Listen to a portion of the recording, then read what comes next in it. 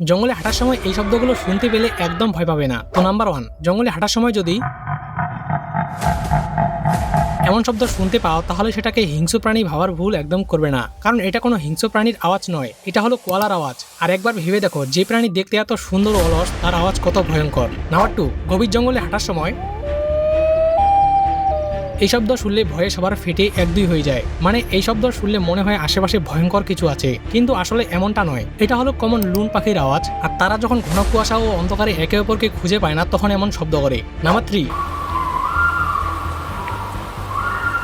এই শব্দ শুনলে তোমার মনে হবে আশেপাশে কোনো মানুষ আর্তনাদ করছে, যেটা শুনে ভয় পাওয়ারই কথা, কিন্তু আসলে এটা রেড ফক্স বা লাল শিয়ালের আওয়াজ, যেটা তারা গভীর রাতে করে। নাম্বার 4, এই শব্দ শুনলে মনে হবে এটা কোনো ভৌতিক সিনেমার দানবের চিৎকার, যেটা শুনেই কেমন জানি ভয় ভয় লাগে, কিন্তু এটা হলো এল্ক হরিণের আওয়াজ। নাম্বার 5, এমন শব্দ শুনলে মনে হবে এটা কোনো হিংস্র প্রাণী বা ডাইনোসরের আওয়াজ, কিন্তু আসলে এটা হাউলার মাংকির আওয়াজ। আর এদের গলার আওয়াজ এতটাই ভয়ঙ্কর যে 3 মাইল দূর থেকেও এদের শব্দ শুনে যায়। আর কোন প্রাণীর আওয়াজটি তোমার কাছে ভয়ঙ্কর লেগেছে সেটা কমেন্ট করে অবশ্যই বলিও।